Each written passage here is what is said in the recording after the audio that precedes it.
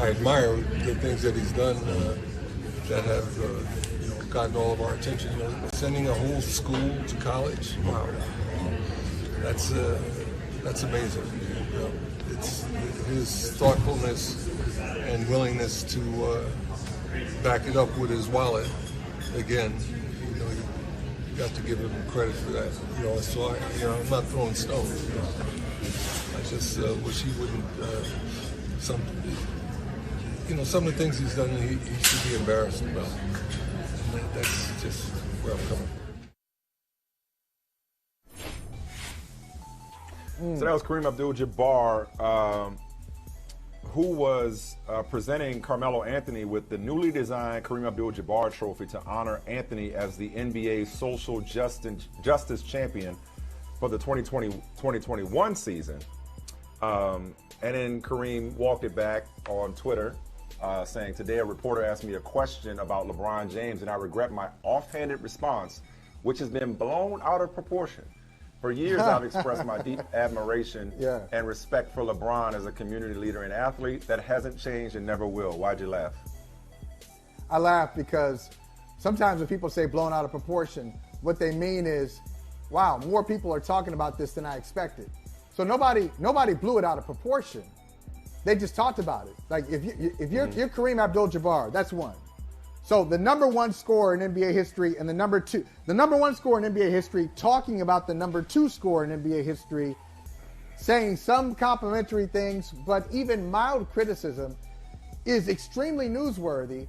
So if you thought by blown out of proportion, you mean, wow, I thought it would stay in this setting and that would be it. Well, that's not the nature of media in any era, especially not in 2022. You talked about it in this era, or negative. Absolutely. See, I would say the blown out of proportion part. I think it's a fair observation on his part, not to go back to Chris Rock. The media. No. I think it was blown out of proportion insofar as that it was Kareem Abdul-Jabbar pitted against LeBron James, as there's some kind of beef here. And I don't know that it has to be characterized that way. Okay, but I didn't take it that way. I mean, look. You didn't. No, you didn't, and therefore you didn't blow it out of proportion. But I think some people how about may this, have though? and did. Maybe they. Well, look. Anytime you have any opinion, whether it's stiffs like us or anybody else, your opinion, you go once you release it to the world. Now you can't go back and say, well, wait a minute. Why don't you hold on to that part? And what this is my key point. Look, when you're sharing your opinions, you're sharing your thoughts, they can be interpreted many ways. All I know is this. Every story I read about it, got it exactly right. They got that quote where I admire LeBron at his activism. I admire that he has put his money where his mouth is. I don't like some of the things that he does. I'm a fan, but some of the things he does, he should be embarrassed by. So the totality of his comment, I thought, was characterized beautifully. You're also rare. Well, you're also rare in 2022 because you and I both know, even going back to 2002, how many people don't read past the headline. So I hear what you're saying. Like, no, I don't think anybody took his words out of context. But the blown out of proportion part comes from what he said wasn't that bad, nor was it all that off base. Okay? I think some people may have interpreted it and tried to characterize it as, oh, he's just old and bitter because LeBron will pass him as the all-time leading scorer sometime next season, which he said he deserves to do it. And I'm happy for him. Right. He was on the record as saying that. But also this idea that we can't disagree. And again, I told you I would come back to this. It's been said that problems are just opportunities that haven't revealed themselves yet.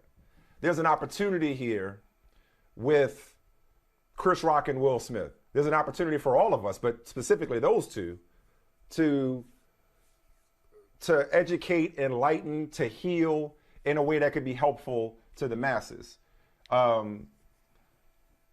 There's an opportunity for all of us to unpack that Oscar situation and learn from it, whether it's gender, race, privilege, toxic masculinity, all the buzzwords, all the issues, whatever you want to, whatever's come up in all the think pieces, there's an opportunity for growth, okay? And enlightenment. Likewise, there's no need for there to be a beef here. One, Kareem Abdul-Jabbar looked at his watch and he had time today. He said it yesterday. I would love to talk to him. I got all the time in the world. Carmelo Anthony said, that's a conversation that needs to be had. It's not like neither of them have a platform. It's not like they're not in close proximity to each other. Hell, one of them is an icon, for two franchises. Shout out to Giannis for passing Kareem as the all-time Bucks leading scorer. But one of them is a Lakers icon with a statue outside the arena. The other one is the current Lakers icon. All I would like to see, I'll tell you right now, Michael, if for pay-per-view, you talked about paying to go see Chris Rock and enjoying yourself on Friday night, I would pay to watch Chris Rock and Will Smith talk it out right now and hug it out right now. I would also pay to watch LeBron James and Kareem Abdul-Jabbar have a real, unfiltered, unapologetic, man-to-man conversation about all things basketball and social justice. It reminds me of... I wouldn't. You would not pay to see that? Mm-mm.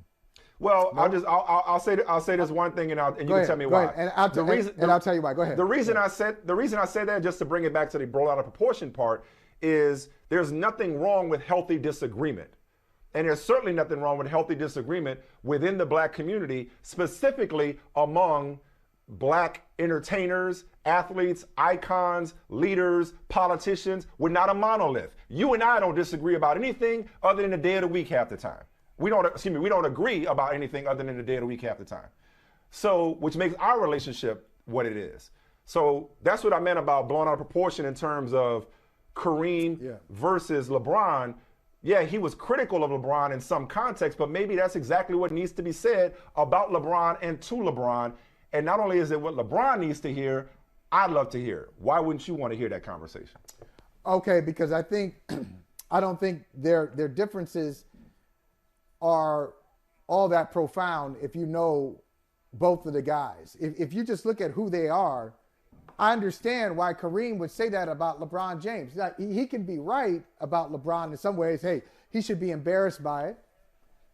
But maybe if you go a little bit deeper, that's not Kareem's personality. What do I mean by that? So one of the things he didn't like was for lack of a better phrase, the big ball. Yeah. The Sam Cassell big ball dance. Okay, he didn't like that. Yeah.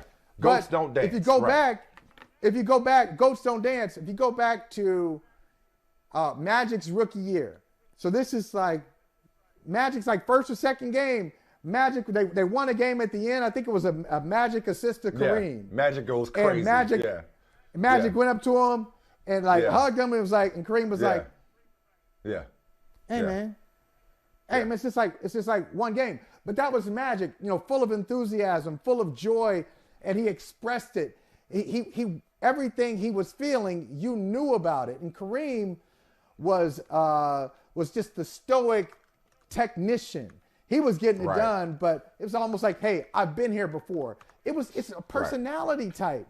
So Kareem is never going to understand some of the expressions of joy that LeBron has, because he wouldn't do that. So really, what are we talking about? If you have that conversation, I think it would amount to, well, you do that. That's not really. Oh, but I'm not even talking about that. I'm not even really talking about that. That could come up. I'm more talking about the political paradigm. Politically, given what Kareem Abdul-Jabbar has done as an activist throughout his life and career, a conversation with a modern day NBA athlete activist would be profound. I'm strictly talking about the part about when Kareem said that LeBron should be embarrassed about what he said about COVID-19, that he didn't take a harder stance or a more firmer stance on the vaccine, or even the meme comparing COVID to the flu and the common cold. Now, he said he should be embarrassed. Kareem should be embarrassed for the respectability politics that he was pushing as it relates to Will Smith slapping Kareem Abdul-Jabbar. That was just Will Smith slapping Chris Rock, I beg your pardon. That was just a couple of days ago. That was an embarrassing take.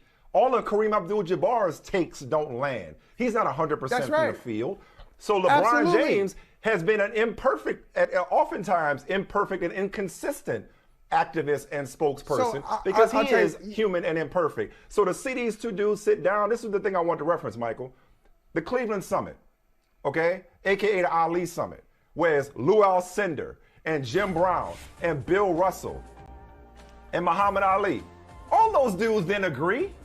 They didn't agree on the right socioeconomic approach for black empowerment. They didn't agree. They disagreed. What was one of the best movies in recent memory, Michael? One of the best movies in recent memory. You know which one I'm referencing? Yep. One Night in Miami. One Night in Miami. Yeah, One Night in Miami. One Night in Miami, yes. To watch Ali and Sam Cooke and Malcolm X and Jim Brown agree to disagree. Philosophically clash. So imagine Kareem Abdul-Jabbar and LeBron James one-on-one. Look, at some point between now and next year, they're going to talk. They're going to see each other. Imagine them talking about what it means to be an activist in 2022 versus 1972. Imagine them talking about COVID and the black community and what it means to be a GOAT. Like all those things that Kareem is writing about in his Substack, he ain't got a subtweet to do. They could talk and let's how do we make this happen is what I'm saying. Because there's some productivity and some growth and an opportunity here. I'll meet you in the middle. I don't necessarily need to see that one-on-one because I can pretty much guess where that's going. But I would like to see Kareem as one of the panelists or one of the people in the chair on the shot. So LeBron James. It ain't like LeBron ain't got his own show. Right. Put him on there. I mean, it's not with a couple other people. See? You see what I'm saying? They don't have a platform here. Now that LeBron got his own production company. Because you know what? I think in the nature, and I never want to be like this. I never want to be like this, and I don't want you to be like this either. When we get to the point where we are, we're approaching there, but when we get to the point where we're like the mentors and young folks, real young folks are looking up to us. I never want to be one of those mentors where I'm on the mountaintop and I'm dispensing advice to them and it's a one-way conversation. It should be a two-way conversation. Like, you're not done, Kareem. You're in your 70s. I'm hoping it would be. Yeah. Because somebody needs to tell him how embarrassing that take about Will Smith and Chris Rock was. Exactly. I would love to see somebody speak that to him. Yeah. And what often happens is that because of age, simply age, and nothing else, the people who have come before, they feel like they have the position of leverage and they get the final word. No, it's not a final word thing. They can learn from you, but you can learn from them too. But Mike, you said the shop. Exchange of information. You said the shop. What is the shop without the old dude? What is the shop about the dude that met Martin Luther King? You understand what I'm saying? Yeah. You know what I'm saying? Right what here. Is the shop? Martin Luther you know King. What I mean? You know, like what is so that? I mean, not that they need my help. They're doing just fine from a production and an editorial judgment standpoint.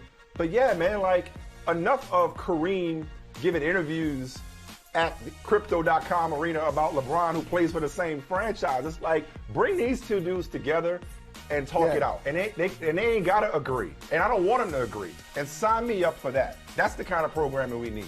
LeBron and Kareem, one-on-one, sometime between now and him breaking the record as the NBA's all-time leading scorer. Please bring it on. Meanwhile, Kareem, your takes don't always land either. So some of the things you said you should be embarrassed about, but he's still Kareem, and we respect him.